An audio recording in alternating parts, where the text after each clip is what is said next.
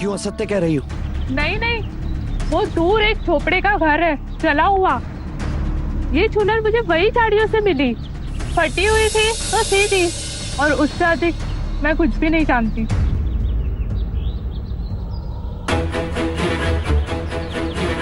जला हुआ घर?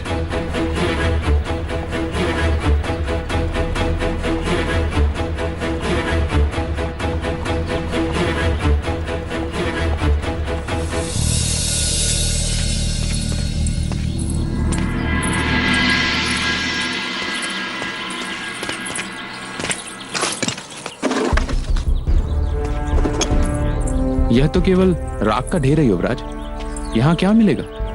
कुछ तो होगा, नहीं तो इतनी दूर चूनर कैसे मिलती? अर्थात कंचनी यहां आई है। ये तो केवल कल्पना है युवराज। आचार्य कौंडिन्य कहते थे कि प्रश्नों के उत्तर ढूंढने वाला ही भेद तक पहुंचता है। पर यहाँ आपके प्रश्न का उत्तर देने वाला कोई नहीं है आर्य, इस राख के सिवा। और राख बोलती नहीं। चले, महल में सब चिंतित होंगे। युवराज,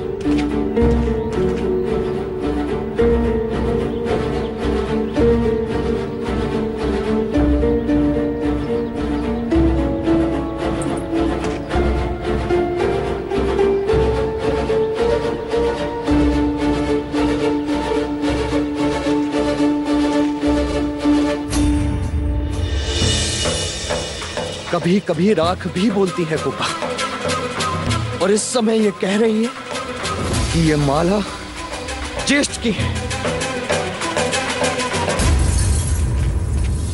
ज्येष्ठ! ज्येष्ठ! ज्येष्ठ कहाँ है? काम का कहाँ है ज्येष्ठ? ज्येष्ठ! क्या हुआ? चिल्ला क्यों रहे हो तुम? क्या है ये? मैंने पूछा क्या है ये?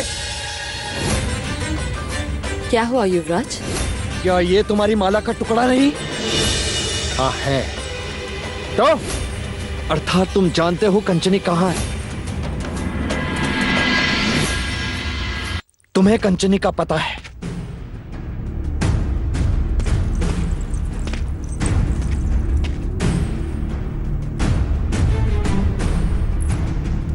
ये तुम क्या कह रहे हो युवराज?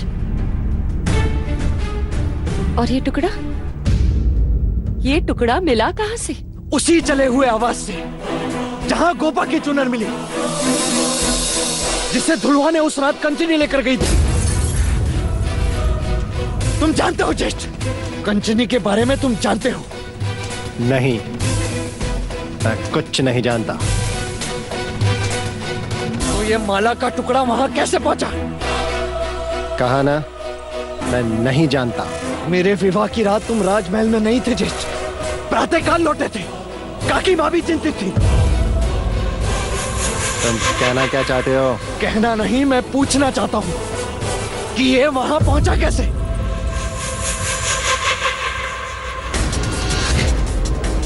कहीं ऐसा तो नहीं कि तुमने कंचनी के साथ फिर से जबरदस्ती की और उसके मना करने पर तुमने उसके प्राण ले लिए? प्राण लेने होते तो यही मार के काट देता। इसके लिए मुझे कहीं और जाने की आवश्यकता नहीं है। और किस माला के टुकड़े की बात कर रहे हो सिद्धार्थ? ये देखो, बोलो कितनी चाहिए तुम्हें? बोलो। जिस तरह तुम अपने दास दासियों में गहने बांटते फिरते हो ना सिद्धार्थ, उसी तरह मैंने भी कभी खुश होकर कंचनी को कोई माला दी होगी। और हाँ, वहां से यशोधरा की चुनर भी तो मिली है ना। फिर तो हत्या का आरोप यशोधरा पर भी लगना चाहिए। युवराज, देख तक! युवराज छोड़ो, देख तक! महाराज! देवदत्त सत्य कह रहा है सिद्धार्थ।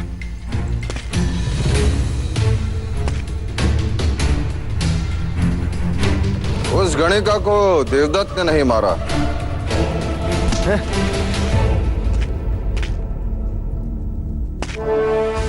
गुप्तचरों से पता चला है कि कंचनी के शव के साथ हमें कार्णिक का भी शव मिला है वहां। कौन कार्णिक? कंचनी का प्रेमी, जो रंग महल कई बार उसे मिलने के लिए आता था। वो उस रात ही भागने वाले थे, परंतु कार्णिक के कई शत्रु है और किसी ने उन दोनों की हत्या कर दी।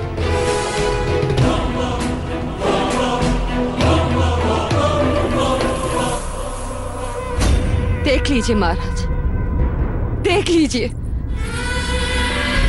मेरा देवदत्त कितना भी बुरा हो, परंतु किसी की हत्या नहीं कर सकता। और तुमने आज अपने ज्येष्ठ को हत्यारा भी बना दिया। क्षमा करना मंगला।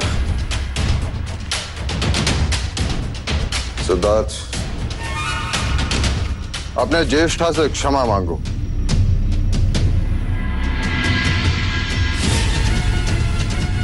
क्षमा मांगो।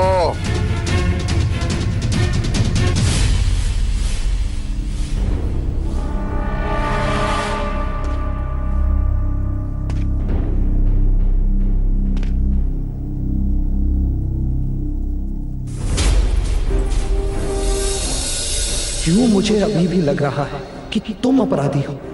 अब तुम तो क्या सिद्धार्थ, स्वयं ईश्वर भी प्रमाणित नहीं कर सकता कि मैंने कंचनी के प्राण लिए हैं। इसकी आवश्यकता नहीं है सिद्धार्थ, पर एक बात हमेशा याद रखना कि मैं तुम्हारा ज्येष्ठ हूं। ज्येष्ठ, समझे?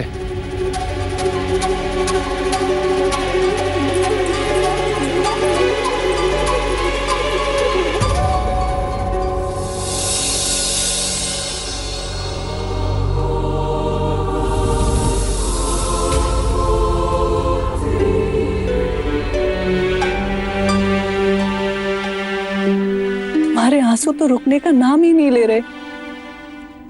ऐसा ही होता है कोपा, जब मन में ग्लानि होती है, पीड़ा होती है, मन संघर्ष करता है, तब मेरी आंखों से आंसू नहीं रुकते। पहले भी कहा था और आज भी कह रही हूं आर्य कि जीवन को इतनी गंभीरता से ना लो कि वो बोझ लगे। बोझ कहो या प्रश्न, मेरे लिए तो एक ही है। ऐसा मेरे साथ ही क्यों होता है? हर जगह संघर्ष। संघ राज्य में विचारों का संघर्ष, ज्येष्ठ के साथ आदर्श का संघर्ष, पिता के साथ सीमाएं तोड़ने का संघर्ष, युद्ध के डर का संघर्ष, मृत्यु के भय का संघर्ष। और इन्हीं संघर्षों के कारण कभी कभी मैं स्वयं को खो देता हूं, या तो मैं ध्यान में चला जाता हूं, या फिर किसी का ध्यान नहीं रहता। जैसे आज मैंने मंगला काकी का मन दुखाया। इन सारे संघर्षों का अंतिम उत्तर केवल एक ही है, आसपास की परिस्थिति को बदलो और प्रारंभ स्वयं से करो। शाक्य राज का भ्रमण करना तुम्हारी इच्छा है और महाराज की अनुमति भी है, तो हम यहाँ क्यों हैं? नई जगह में क्यों नहीं? नई जगह, नए लोग, नए विचार। हाँ गोपा, कदाचित कोई ऐसी जगह जहां पीड़ा ही ना हो।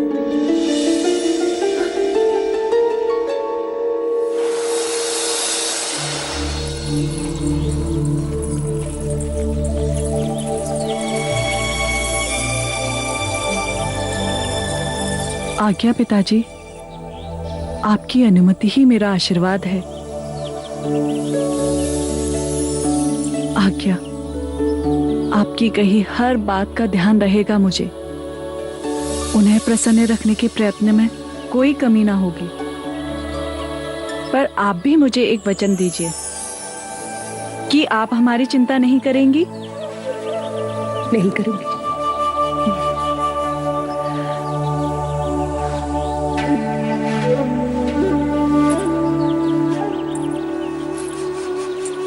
आप भी महादेवी का ध्यान रखिएगा। और तुम भी अपना ध्यान रखना, और सिद्धार्थ का भी। जी। और अब मुहूर्त बीतने से पहले प्रस्थान करो।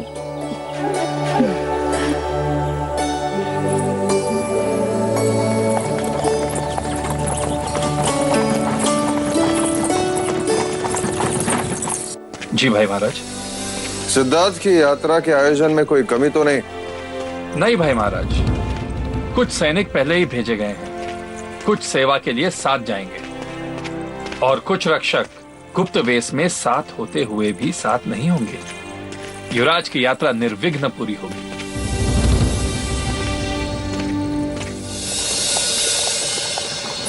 युवराज, हम जहाँ ठहरने वाले हैं वहाँ फूलों की एक घाटी है। वहाँ राजकुमारी के पसंद के कई फूल खिलते हैं। देखो, मार्ग में 2 मोर जा रहे हैं।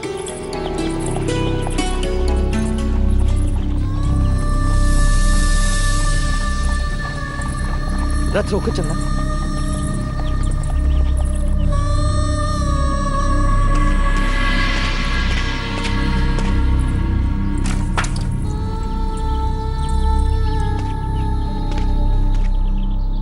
आप लोग पीछे क्यों जा रहे हैं? यदि हम आपसे कुछ पूछेंगे तो अनर्थ नहीं होगा। ये मयूर पंख आपने अपनी कमर पे क्यों बांधे हैं? क्या ये यहाँ की कोई रीत है अथवा प्रथा? नहीं नहीं, दोनों ही नहीं। तो कारण क्या है? केवल शरीर का सुशोभन या नृत्य की वेशभूषा का कोई भाग? ना युवराज, ये ना शरीर सुशोभन है और ना ही किसी नृत्य के लिए वेशभूषा। हम अधम वर्ण से हैं। युवराज वर्ण भेद को नहीं मानते, बिना संकोच के कहो। यहाँ का नियम है युवराज, हमारे छूने से मिट्टी अपवित्र हो जाती है। हमारे पचिन्हों पर ब्राह्मणों और क्षत्रियों के पद न पड़े, इसलिए हमें अपने पद चिन्ह मिटाने पड़ते हैं।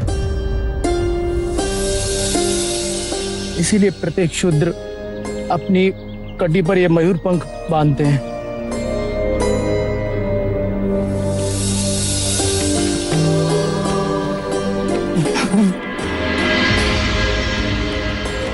ये कैसी रीत है? मनुष्यता का कितना बड़ा अपमान है।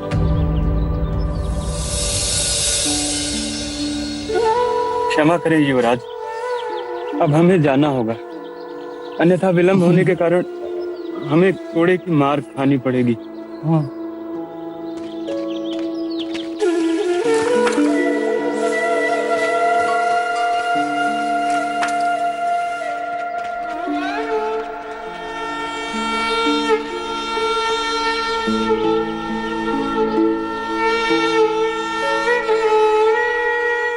निवेदन तो केवल इतना ही है महाराज कि युद्ध में विजय के पश्चात प्रसन्नजीत ने शाक्य राजाओं को युद्ध खर्च देने की बात कही थी, परंतु प्रसन्नजीत अभी तक चुप है और अब तो युवराज भी चले गए।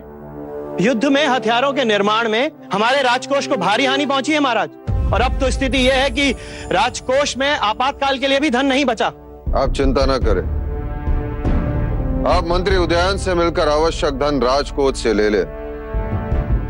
युवराज सिद्धार्थ आते ही हम प्रसन्नजीत से बात करेंगे। एक प्रश्न है महाराज शुद्धोदन, यदि प्रसन्नजीत ने युद्ध खर्च देने से मना कर दिया तो हम महाकौशल से बात करेंगे। वो न्याय प्रिय राजा है और प्रसन्नजीत उनकी बात टाल नहीं सकता।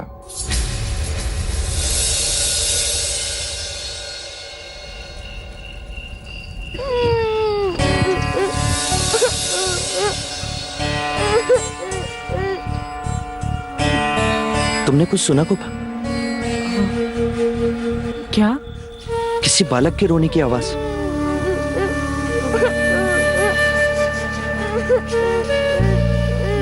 हाँ, सुनो, देखो तो वहां कौन रो रहा है।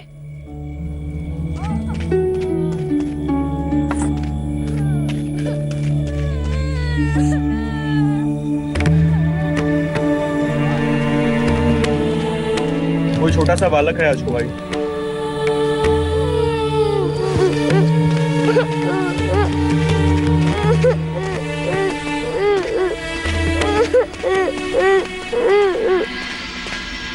क्या हुआ?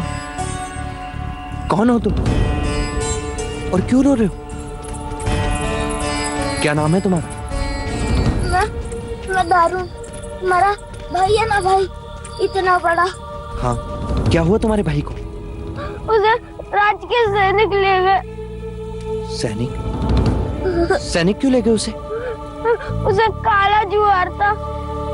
तो उसे वैद्यराज के पास लेके गए होंगे। ना ना, उसे नई नगरी ले गए।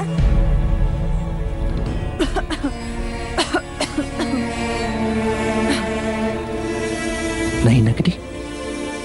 शिवराज को नई नगरी के बारे में ज्ञात हो गया तो अनर्थ हो जाएगा। लगता है डर गया होगा। हमें शीघ्र ही इसके माता पिता के पास जाना चाहिए। आपका घर कहाँ है? उधर। क्या तुम चलोगे? हाँ हाँ, क्यों नहीं, अवश्य। परंतु इस अंधेरे में अनजान जंगल से जाना उचित ना होगा युवराज।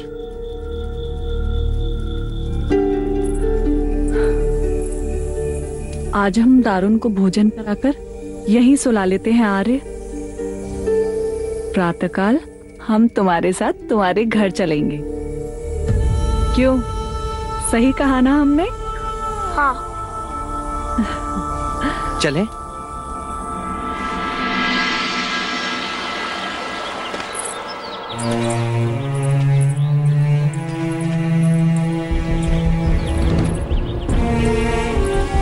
आइए ना महाराज, आइए आइए।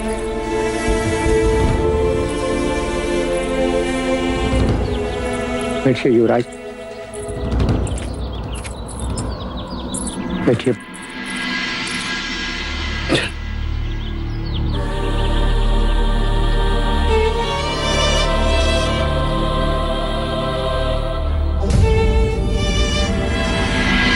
खाने में जो था सो आपको दे दिया है युवराज। आप खाएंगे तो हमें खुशी होगी।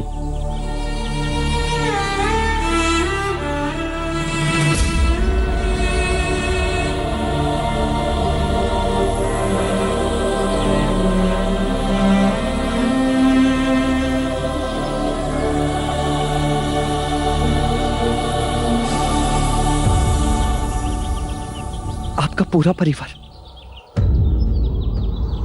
इतने चावल में कैसे निर्वाह कर लेता है? क्या करे युवराज, दिन भर परिश्रम करके इससे अधिक नहीं जोड़ पाते।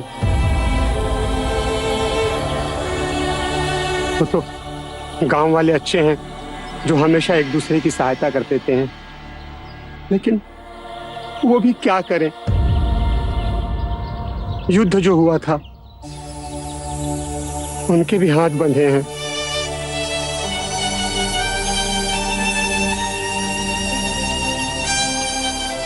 आपका दारुण कर रहा था। राज्य के सैनिक इसके भाई को कहीं ले गए हैं, किसी नई नगरी में।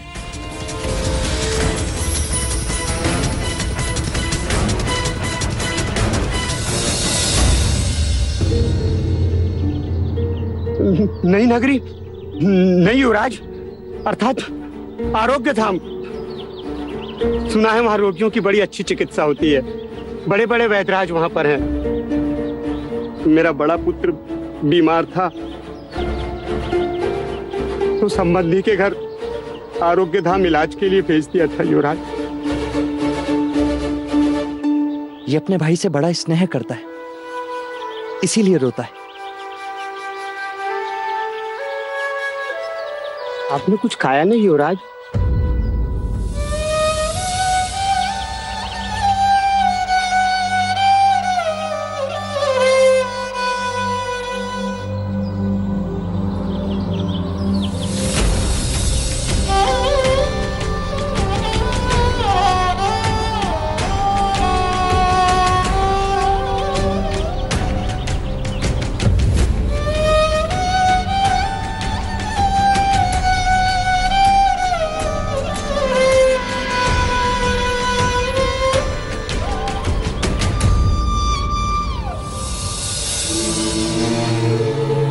आप युवराज सिद्धार्थ है ना?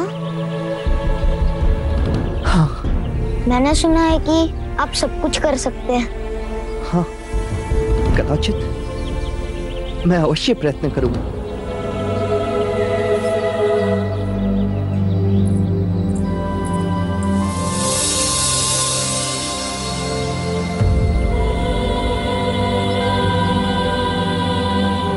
बाबा,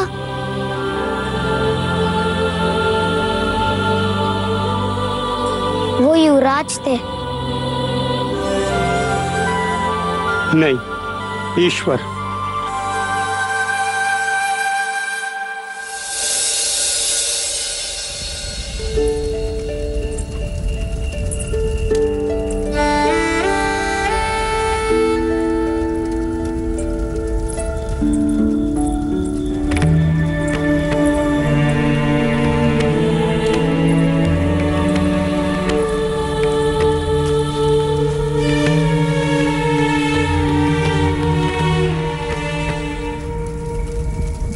एक और संघर्ष गोपा।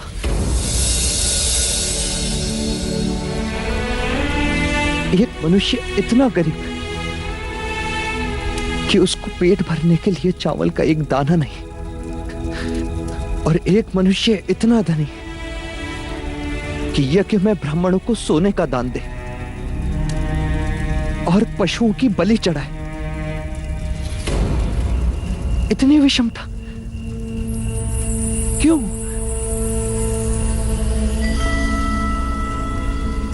गोपा, हम महलों में रहते हैं, पकवान खाते हैं, तो फिर मिट्टी में रहने वालों को कैसे समझ पाएंगे?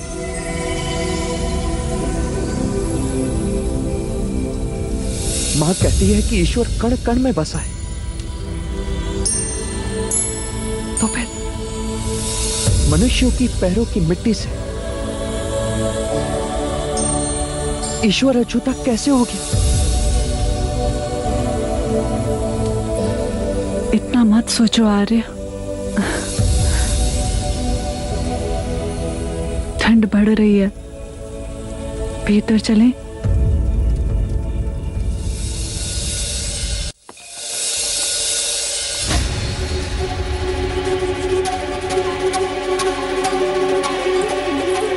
राजकुमारी, युवराज को ये पिला दीजिए, उनकी ठंड दूर हो जाएगी। मना किया था कि ठंडे पानी से संध्या में स्नान ना करें, पर युवराज माने ही नहीं। अब औषधि के साथ साथ दाने क्यों पिला रही हो गोपा? राजकुमारी, आप चिंता ना करें। जब ऋतु बदलती है, उसके बदलाव से हर किसी को ठंड लगती है, फिर शरीर को उसकी आदत हो जाती है। और वैसे भी युवराज पहली बार ऐसे शीत प्रदेश में आए हैं।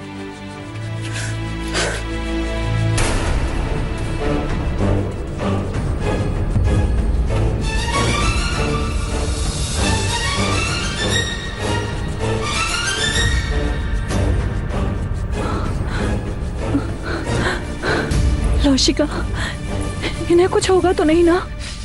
कुछ नहीं होगा मुझे। यदि कुछ हुआ भी तो हम भी नई नगरी चलेंगे। दारुण के पिता कह रहे थे ना कि वहां सबकी चिकित्सा होती, बड़े बड़े वैद्यराज हैं वहां। कुछ नहीं होगा मुझे।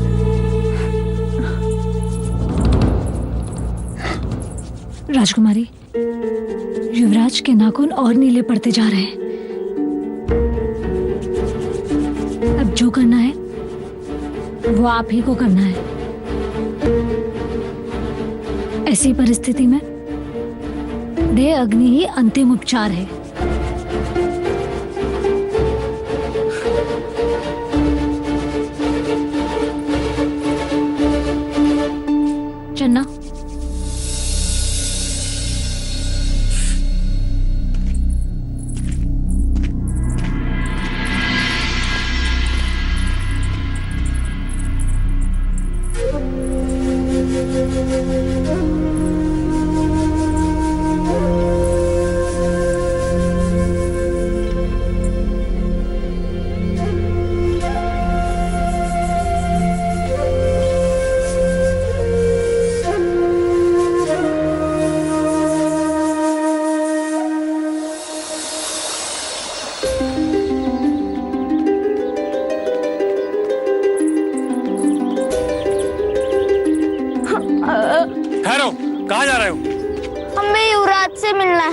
नहीं मिल सकते। उन्होंने कहा था कि वो मेरी बात सुनेंगे। कहा ना कि नहीं मिल सकते, क्यों हट कर रहे हो? पुत्र, वो लोग कुछ दिनों के लिए बाहर गए हुए हैं, तुम भी कुछ दिनों के पश्चात आ जाना। हाँ, जाओ। सुनो, ये बालक दोबारा कभी भी युवराज से ना मिलने पाए और ना ही इसका कोई समाचार। जैसा आपका आदेश। ये बालक युवराज के सामने नई नगरी की बातें करता है और अगर युवराज आरोग्य धाम पहुंच गए तो हम प्राण से गए समझो।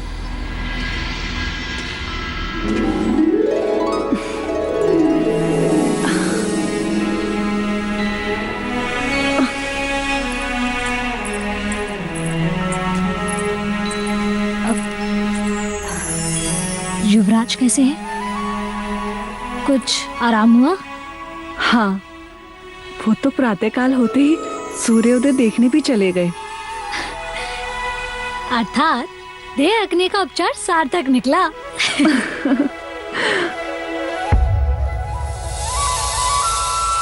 ये क्या है राजकुमारी? क्या हुआ? आपके हाथ का वो सूत्र? कैसा सूत्र? ये सूत्र कुलगुरु ने तुम्हें पुत्र रत्न प्राप्ति के लिए दिया है। जिस दिन संतान का आगमन संभव हो जाता है, ये सूत्र अपने आप छूट जाता है। वो सूत्र टूट गया अर्थात? क्या ये सच है?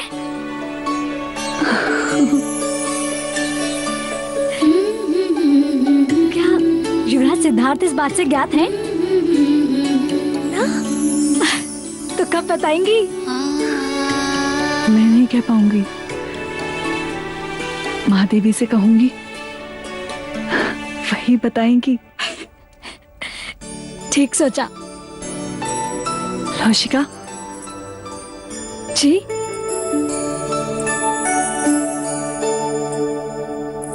मैंने सुना था कि तुम सिद्धार्थ की दाई माँ थी। अब सिद्धार्थ की संतान की दाई माँ बनोगी।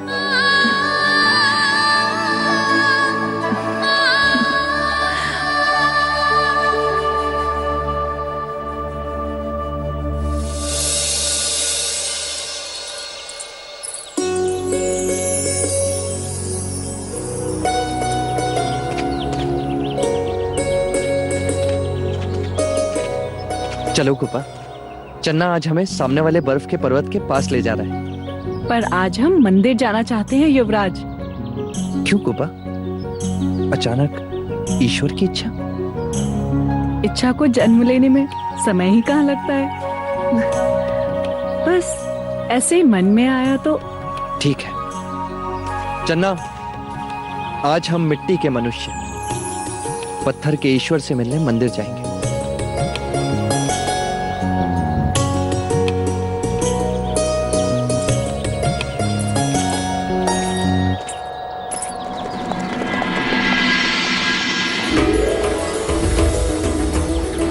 तुम नहीं बताना चाहती तो ठीक है, परंतु कोई बात अवश्य है जो तुम्हारा चेहरा खुशी से चमक रहा है। बस ऐसे ही आपका ज्वर उतर गया और मेरे गालों पर खुशी चढ़ गई।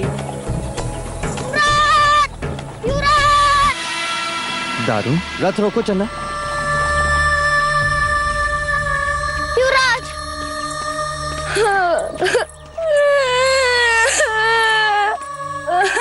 क्या हुआ दारुन?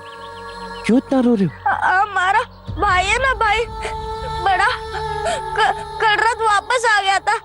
हम सबसे बातें भी कर रहा था और आज सुबह से कुछ नहीं बोल रहा है। उसे सब नदी किनारे ले गए। सुनो, इस समय तुम अपने भाई के पास जाओ दारुन। युवराज मंदिर जाकर अवश्य तुम्हारे घर आएंगे। नहीं युवराज, आप चलिए ना।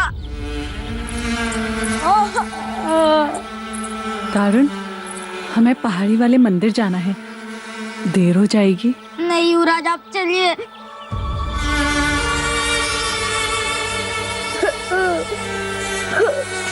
मंदिर के भगवान तो पत्थर के कहीं नहीं जाएंगे। आप इतने नास्तिक कैसे हो सकते हो? तुम सब कहते हो कि भगवान ने संसार बनाया है, तो फिर उसमें इतना दुख क्यों? इस बालक की आंखों में आंसू क्यों? मुझे लगता है सबसे पहले हमें इसकी समस्या का हल ढूंढना चाहिए। चलो दारुण।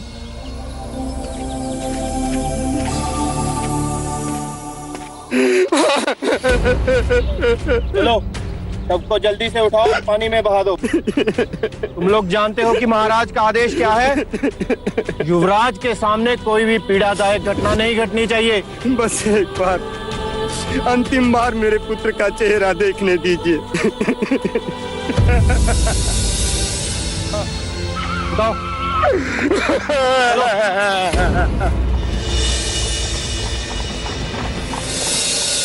रुक जाइए।